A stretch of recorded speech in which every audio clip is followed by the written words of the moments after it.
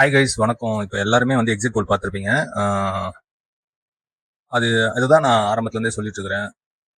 மக்கள் பணி செய்யாமல் களப்பணியில் இறங்காமல் யாரும் ஒரு இலக்கை அடைய முடியாது. அதுவும் மக்கள் பணி நீங்கள் செஞ்சாலும் அந்த மக்களுக்கு உங்களை பிடிச்சிருக்கணும்னு அதை தான் ரொம்ப அழகாக தெளிவாக அந்த தற்கொலையை வச்சுக்கிட்டே இளையராஜா ஒன்று சொல்லியிருப்பாரு.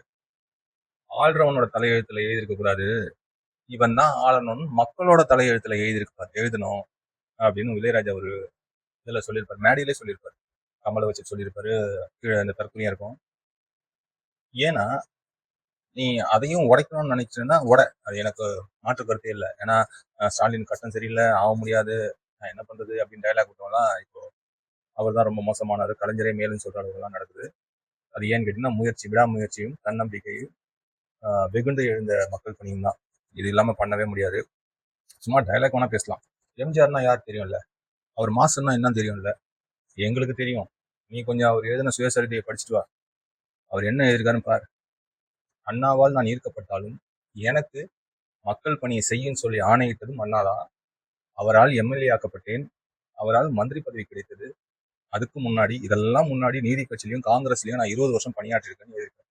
அது இல்லாம அவர் கட்சி தொடங்குறதுக்கு முன்னாடி திமுகல 15 வருஷமா இருந்திருக்காரு. நீ என்ன பண்ண அப்படின்னு உன்னை கேட்டா நீ என்ன சொல்லுவ?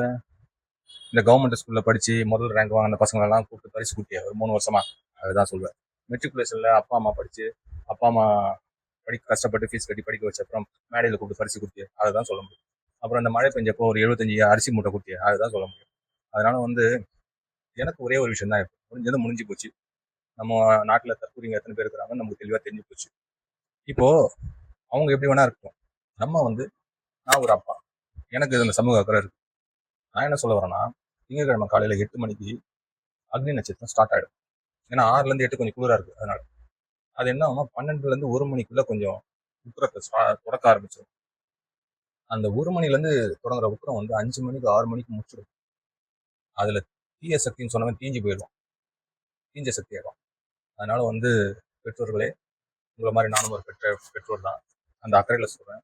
கொஞ்சம் அன்னைக்கு ஒரு நாள் கொஞ்சம் அந்த டிவியெல்லாம் பார்க்க விடாம, எல்லாம் அட்லீஸ்ட் வந்து இந்த சோஷியல் மீடியாவை பார்க்க விடாம, அதுக்கப்புறமா வந்து இந்த தேவையில்லாத டாய்லெட் பொருள்லாம் அந்த கழுவுறது, அதுக்கப்புறம் இந்த ஆசிடு இதெல்லாம் கொஞ்சம் தள்ளி வைங்க, கயிறு எடுத்து தள்ளி வைங்க, ஃபேனை ஓடே விடுங்க.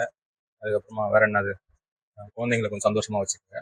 அது அந்த 18 வயசுல இருக்குதுங்க பாருங்க, ஐயோ 18 வயசுல இருக்கிறதுங்களே மேலுங்க, அதுங்களுக்கு வந்து அரசியல் தெரியல, அதனால அப்படி இருக்குங்க. அதுங்க பேர் சொல்லிச்சுன்னு சொல்லிட்டு இதுங்க குச்சின்னு போய் போட்டுட்டு பாருங்க, பெருசுங்க. சரி, முடிஞ்சு போச்சு. எல்லாரும் உயிர் தான் மதிக்கத்தக்கது தான்.